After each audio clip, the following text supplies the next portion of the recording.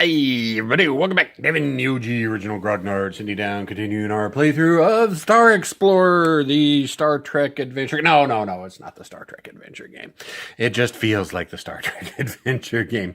When we last left off, and this is one of the few times I'm actually surprised I don't have any rules flubs to fix from the last time.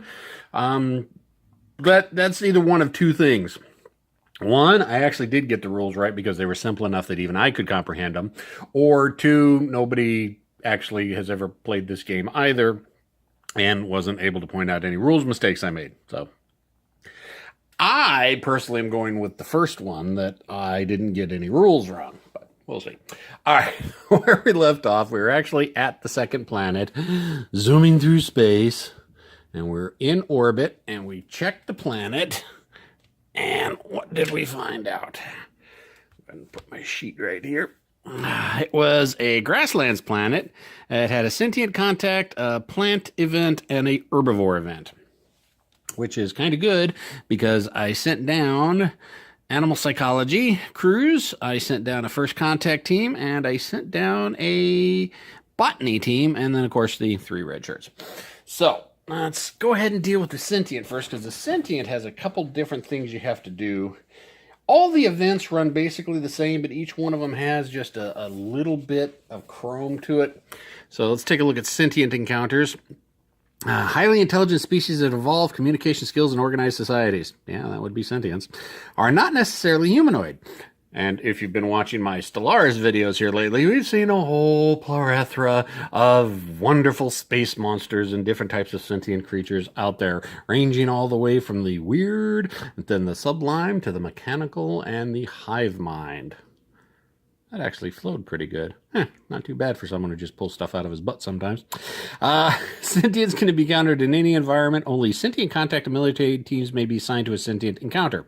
Key characteristic of a sentient race is its technological development. Tech level reflects technological sophistication, which turn is reflected in the race's approach to various means of contact. Tech levels range from 1 to 10. Earth historical equivalents listed below. When a sentient race is first contact, the player determines their parent tech level by rolling a d10. Must then choose the initial contact options see below. Player then rolls a d20 to determine the actual tech level of the race. Parent tech level is the first impression, which may or may not be accurate. The modifier calls for a level lower than 1, treat as 1. If it calls for higher than 10, treat as 10. All right, so we need to figure out how technologically advanced these guys are. It's a 0. That's psionic super beings. Great. At least that's what they appear to be to us. They could be less. They can't go more because 10 is the highest. Okay, so we have 4 different ways of making contact with them. Befriend, bribe, show of science, or show of force. Although technically befriend, bribe is kind of combined as one. Not really. I guess it is broken down. If a particular option is unsuccessful in one turn, it may be tried on a subsequent turn, or another option may be chosen.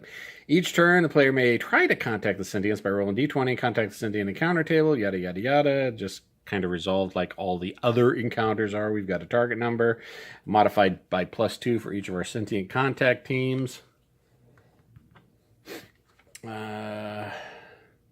And then if there's combat, there's some other stuff. So basically, they are psionic super beings. So I'm guessing a show of force probably won't work too well. Probably a show of science won't work too well. Or we can befriend or bribe them. All right. So actually, I need to allocate my teams. That's what I actually need to do.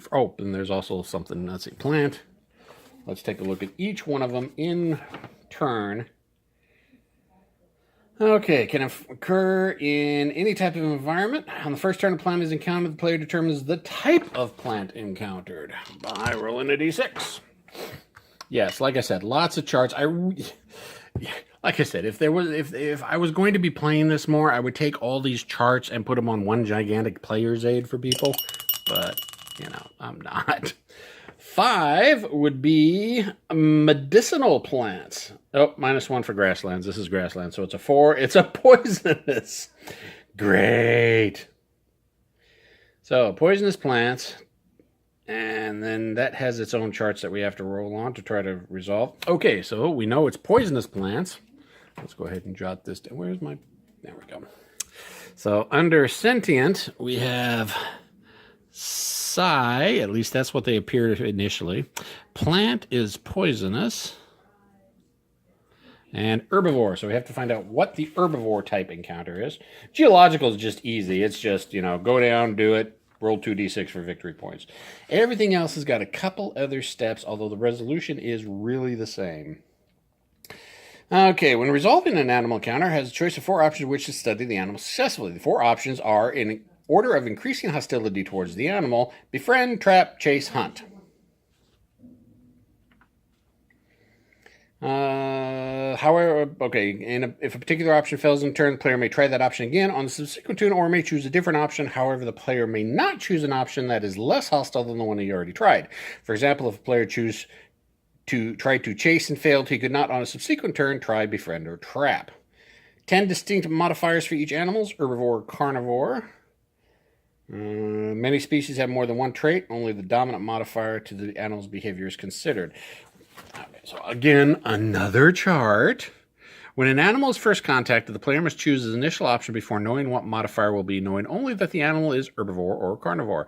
The player chooses his option, roll d10 on the appropriate chart. So we have herbivores and carnivores. That's kind of their major trait modifier. So we know they're herbivores, and herbivores are very, very nice and quiet and peaceful most times. And so we are going to go with, let's go with befriend. Yeah, we're going to try to befriend this weird animal, herbivore animal. All right, so that's what the encounters are. So yeah, before you actually go into resolving the encounters, you got a couple steps sometimes with each one of them before you actually do the encounter to get specifically. With the sentient race, we had, all right, they appeared as a psi race to us. Now, since we're actually getting, I have to allocate teams. Okay, so, well, since I've got 3 animal psychology behaviors teams, all 3 of those are going to go to the, actually, here we go. I guess, okay, so I guess this kind of is but then again, this is, what if you're on different planets? But anyways, so let's see, the second encounter, okay, third encounter is actually right there. Okay, so we'll put the 3 animal psychology teams right there, and we'll give them a red shirt just because. We have a poisonous plant, so we'll take our botanist for the second encounter and a red shirt team. And for the first one is a sentient contact and a red shirt team. All right, so we've got our people divided up, got our teams assigned. Now we have to roll specifically for resolution and all the other good stuff that's in it. So the first encounter is sentient, and we have to choose which way we're going with that. We're going to go with befriend, because that seems to be the most likely, the best one for us to succeed with, depending on the tech level. And again, another chart, tech level, and then the different ways you approach them. But first, we have to see if they really are psionics. So we are watching them from space before we make first contact, and we think they're psionic people. But, it could be modified a little bit. We could be completely off. It's life, Jim, but not as we know it. Not as we know it. Not as we know it. It's life, Jim, but not as we know it. Okay, that is a 9, no change. Okay, so they are actually psionic super beings. And so we go down, and we're making contact with them, and we're befriending them because we want to be friends with psionic super beings who can crush our bodies with their minds. And that's a bad thing. So, tech level, befriend, okay. So we need an 8 or better on a 20-sided dice. We have 1 sentient contact team assigned, so that gives us a +2 to the dice roll. So that is a 9, 10, 11. That is higher than the 8 we needed. Yay! So we actually succeeded in befriending them.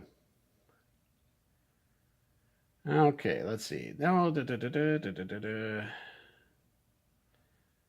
Okay, if combat occurs, combat did not occur. see. What about victory? Okay, if the sentient race is successfully contacted, which it was, the player earns victory points equal to 5 plus the tech level of its race. Thus, contacting a sentient tech level 4 is worth 9 victory points, 5 base VP plus 4 bonus VP for the tech level. So we successfully contacted them, which gives us 5 plus their tech level. Their tech level is 10. So that right there is going to give us 15 victory points. So let's just go ahead and mark down 15 victory points on turn 4. And that successfully resolved the first contact. We're going to try to trade them, fast food franchise. Why not? We want to set up a fast food franchise for the Psionics. And I'll let the negotiation teams deal with that. All right, so that was the first encounter. The second encounter is a poisonous plant encounter. So how do we resolve poisonous plant encounters? This is a chance where we're going to lose people, I have a feeling. All right. Plant studies table. It is a poisonous. All right. So again, the chart to find our target number. We've got a poisonous plant. So on the first turn, we need a 15, and we have 2, or no, we only have 1. We have 1 botanist team with us, so we get to add 2 to our dice roll. Have not failed a mission check yet. But I have a feeling we might at this one. So I need a 15 or more plus 2 to the dice roll from the botanist team. And that's 11, 12, 13. That is a failure. We did not succeed on it. Now, the problem is, now we have to roll on the loss table. Yeah, if the plant modifier is food crop, nutritious, or sentient, there is no risk of loss to the studying teams. If the modifier is poisonous, medicinal, or aggressive, determine if they suffer any losses. And so again, more charts and tables, because that's what solo games are pretty much all about. Poisonous loss, D20. 15. Oh, 2 teams lost. Balls. All right, so I've only got 2 teams assigned to it. So both of them take the losses, and now we have to roll for what exactly happens to them. I think it's 1 through 5. They're out of commission for that many turns. 6, they're actually killed. So let's roll for the botanist team first. 2, so they're going to be out for 2 turns. And the way we do that is kind of like what we did with our fire control team from the idiots that couldn't dodge the phaser banks in the first planet. So it's turn 4. So they're out for 2 turns. So the botanist team is going to be out for 2 turns.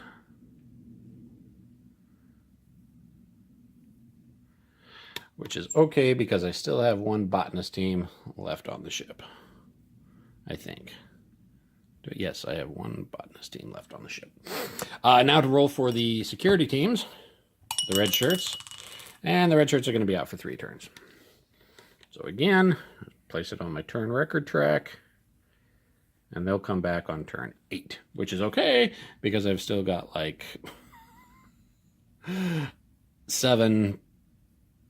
Well, I had started off with 7, so now I'm down to 6. All right, so that was a complete failure.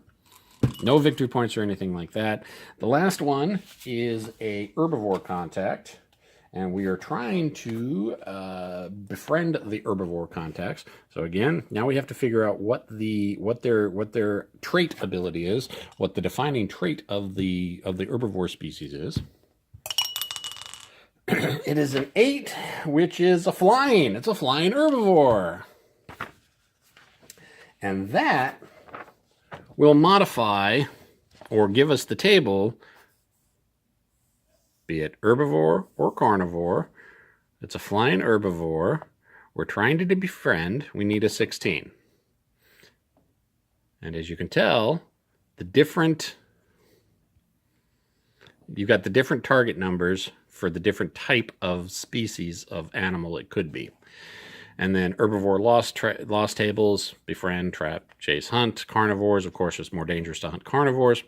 So we're befriending a flying monkey rat Yeah, we'll call it a gas bag floating flying monkey rat. So we need a 16. We've got 3 animal psychology teams, so that's +6 to the dice roll. And that's 11 plus 6 is going to be 17, which is just enough. We needed a 16. We got a 17. So yay. And let's see. Yep, we got to figure out every time, except for I think I was just reading it. The 3 types of, or the first 3 types of plants, you don't have to worry about rolling losses on successful or not. Everything else, pretty much successful or not. Oh, and sentient. Sentients you can only lose if you go to war with them. So we still have to roll for losses. And let's see. Again, there's yet another chart. Aggressive carnivore at 4, large herbivore carnivore, passive herbivore, small herbivore carnivore. Okay, no modifiers there. So we're going with befriend. So that's the table we roll on.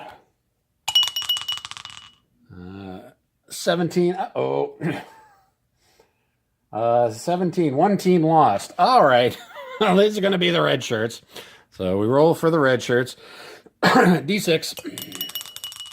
5, so they're going to be out for 5 turns. That's annoying. So it's turn 4, so they won't be back until turn 9. So yeah, I mean, fortunately nobody's ended up dead yet. It's just, you know, med bay is kind of got a lot of patience right now. But we still successfully cleared the mission.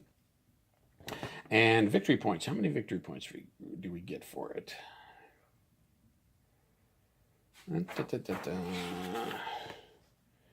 First contacted, yada, yada, yada. Roll of successful. 2 to his dice roll. Doesn't say what victory points are. Okay, let's see if I can find it.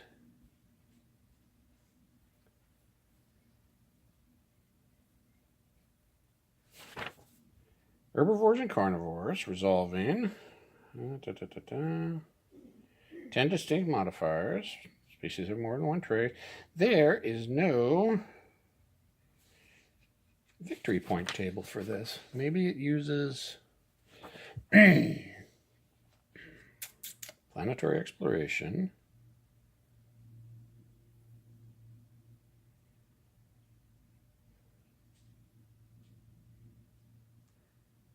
Huh. I can't see where it says where victory points are for animals, for herbivore, carnivore. Let's see, is there anything under the type? Nope, that's not anything.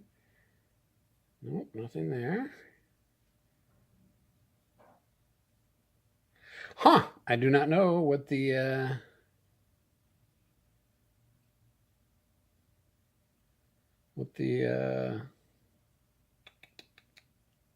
victory points are. Oh well, not gonna worry about it.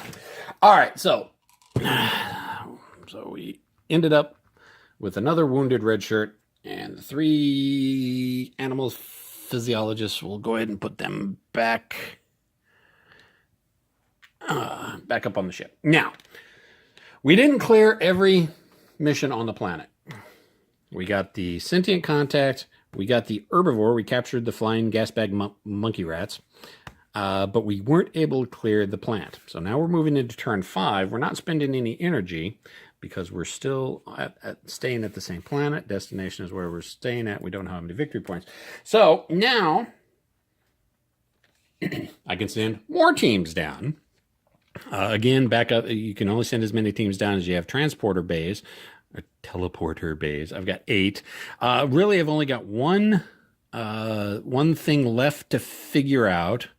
So it's going to be botany, and let's send 2 red shirts down with them. So I guess procedurally we'll put this in the second encounter because that's the second encounter technically we're still doing. Again, the dice roll modifiers are going to still be the same. I've got one botanist team. It's going to be +2 to the dice roll, but it's my second turn for checking it to try to resolve it. So we look poisonous. Second turn is target number of 12. +2 at our dice roll because of our science team, or our botanist team. So I need a 10. A 15. All right, so we managed to successfully take care of the poisonous plant issue, whatever it may be. And again, since it was a normal encounter, we still have to roll to see if we take any losses. So we roll on the chart table. That's 16. Oh, that's not good. Poisonous, 16. One team lost. All right, we'll assign it to the red shirts. Up there. And what do we have? We got a 3, so the red shirts, one of the red shirt teams, is going to be out since it's turn 5, 6, 7, 8. So basically on turn 8, as you can see, we're starting to rack up a lot of casualties. So we put we resolved that mission, put the people back, beam them back up. How many victory points do we get for the plants? Let's see.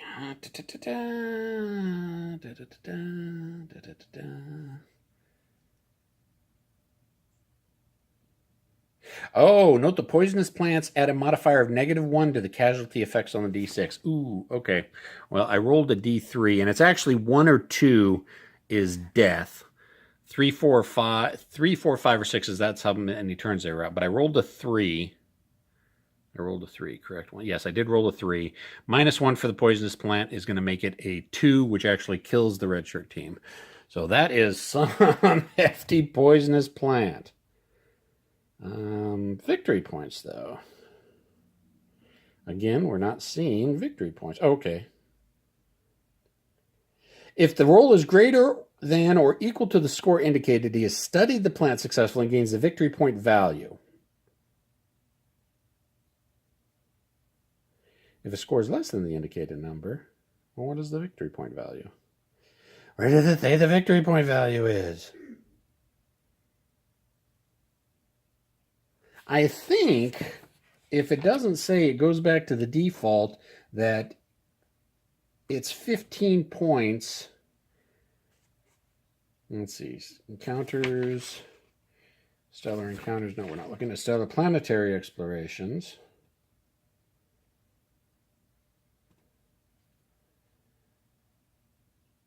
I think it's 15 points.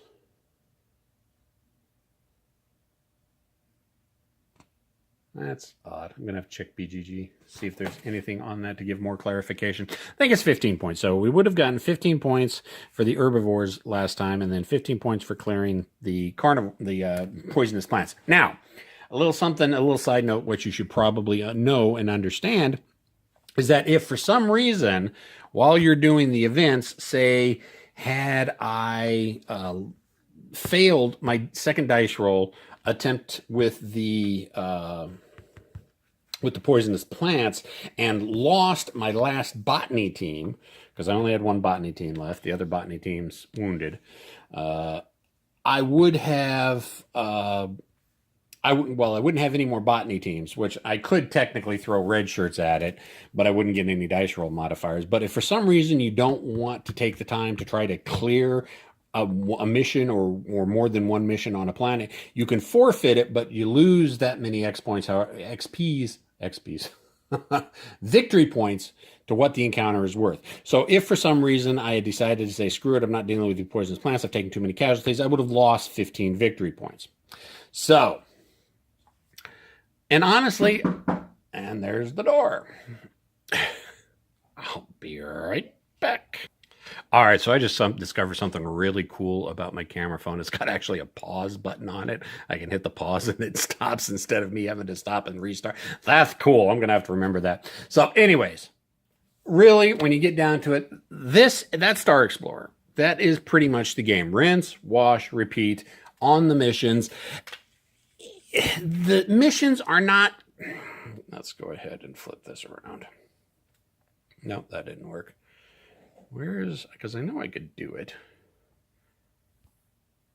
Is that it? Nope, that's not it. That's the autofocus.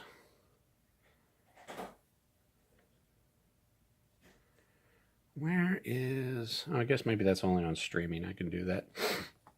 Because I wanted to flip the camera around to you so you could see my smiling face. Oh, well. Anyways, that is Star Explorer. I mean, I could go through and do the third and fourth planets, but again, it's just going to be rinse, wash, repeat. Go to the planet, see what the encounters are, send the people down, resolve the missions, get victory points, yada, yada, yada. Might run into something on the way, and that is something we didn't really get into. There are, asteroid fields. Let's see if we can focus there. Asteroid fields that you can run into. We already, in the last video, we saw me run into a ship. We didn't really get into combat, but I did go over the basics of that. There's like 4 or 5 different space encounters that you can do. There could be a disaster that happens at your starbase, which necessitates the need for you to go back to your starbase. If you want to, if you're getting low on energy or low on crew, you can go back to the starbase and restock. If you're damaged, if your ship is damaged, you can go to the starbase and restock. But really, we've seen a majority of what the game is. Now, closing thoughts on it. As a solitaire system, if you're just looking for something real simple and easy and you've got an active imagination, can fill in all the holes, because really the charts are very vague. It's like, all right, it is a flying herbivore. You need to come up with it in your mind. And if you're good at coming up with narration in your mind for what these type of events are and can form a story, well, then I think this game could be really fun for you. I'm looking at Geek Gamers. I'm looking at you because you have a wonderful way of being able to pull a narrative from just little tendrils of story plot line hooks. If you're not that way, then solitaire, this game probably isn't too much for you. As a multiplayer game, when you're competing against other players to try to get as many victory points before the end of the game or as quickly as you can, I could see it being a little bit more tense with players taking bigger risks and bigger challenges to try to get those victory points or to get a planet clear before an opponent does, so on and so forth. So, final thoughts as a solitaire game. Yeah, it's a perfectly functional solitaire game. It's a little bit light on narrative as compared to something like, Source of the Nile. Source of the Nile is rich, much more richly narrative, just because it specifically has, all right, this is the type of encounter you run into. And probably has just as many charts and tables, but with the card draw mechanic, so you can say, oh, you find this type of tribe in this location, and then roll to see how big it is. From a multiplayer experience, yeah, I could see this being fun as a multiplayer experience as well, because you are in competition against other players, but not really fighting other players. It kind of falls into. This could probably easily be remade today as kind of a Euro co-op game. I could really see that happening. Does this game stand the test of time? Oh, definitely. I think it's just as applicable and mechanics wise, functional now as it was 38, 40 years ago when it first came out. Graphics definitely need to be updated a little bit, but I've gone into dissertations on why we don't see a lot of great graphics from games in the late 70s and early 80s. It's not like game companies have massive art departments today, and we didn't have computers back then with Photoshop to be able to do really cool graphics. And you want to look at some really, really just basic bare bones graphics. Take a look at Armadillo Design Bureau Starfleet Battles. Everything in there was drawn with protractors and architectural tools, the templates for line draw. It's all hard line drawings. Except for the ISC. ISC's kind of got a little bit bubbly, but most of the stuff is either hard line drawing or circulars. Everybody's seen those little plastic templates that architects use. At least my dad was a mechanical engineer, and he designed tanker trucks, and he had the little plastic templates with the different size circles, and you had the rulers and the protractors and everything else. That's basically what a lot, and you can even tell that was kind of what a lot of the design work in this game was. That's just the way it was back then. I'm not saying it's good, not saying it's bad, just what it was. So, yeah, I think I've gone on long enough. Star Explorer, I actually would give this a try. If y'all have a chance to give this a try, I really would give it a try, especially with friends. It's actually kind of fun, and if you're good at filling in holes for narrative, it's an excellent game. Stands the test of time. Gets 2 thumbs up for me. Questions, comments, concerns, complaints, criticisms in the comment section. I'll see everybody next time. See ya!